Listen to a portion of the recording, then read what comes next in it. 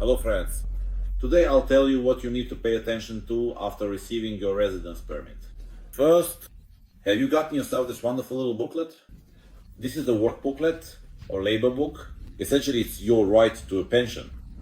Some people get it, while for some reason others don't. Although in reality getting it takes, I don't know, at most an hour. It's not a big problem at all. And it's silly to give up your future pension just out of laziness. So make sure you get it done. All of our clients have this booklet. Second, pay attentionare, you're paying a salary to your employee, including to yourself. If a company is opened and the company has a director who is a foreigner that came to Montenegro to obtain a residence permit, then he must receive a salary. According to the law, the salary must be paid through a bank. In other words, not in cash or just recorded somewhere. No, the salary must be transferred from the company's account to the personal account of the individual working at the company. And because you don't do this, and many people don't do it for various reasons. Well, first of all, some people are probably just too lazy to fill out the payment order. Someone might say, oh, I'm not doing so well financially right now. Others probably have their own reasons as well. In short, many people do not pay salaries or simply pay them irregularly. Like, I won't pay today, I won't pay tomorrow. In 6 months, I'll pay retroactively for the past 6 months. Salaries must be paid regularly and must be transferred from the company's account to the individual's account. The penalties are as follows. For the legal entity, that is your company, fines of up to 20,000 euros. And for the responsible person, that is the director, fines of up to 2,000 euros. And here's a third point to pay attention to. From what moment do you start paying taxes?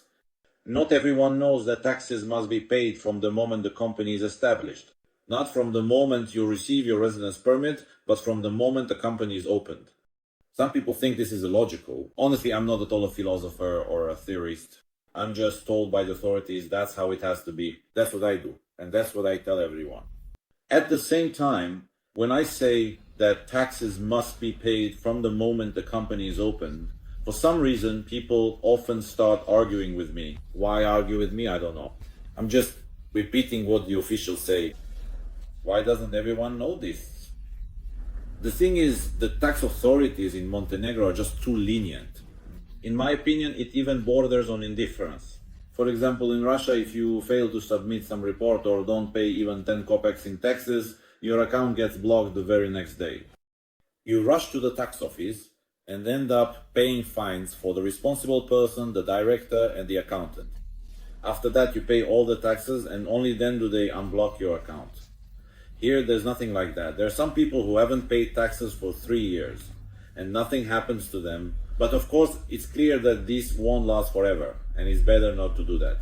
So the fact that you need to pay taxes from the moment you open a company is really only known by those who have good experience with closing companies. Like me, for example. Not only have I opened a lot of companies, I've also closed quite a few.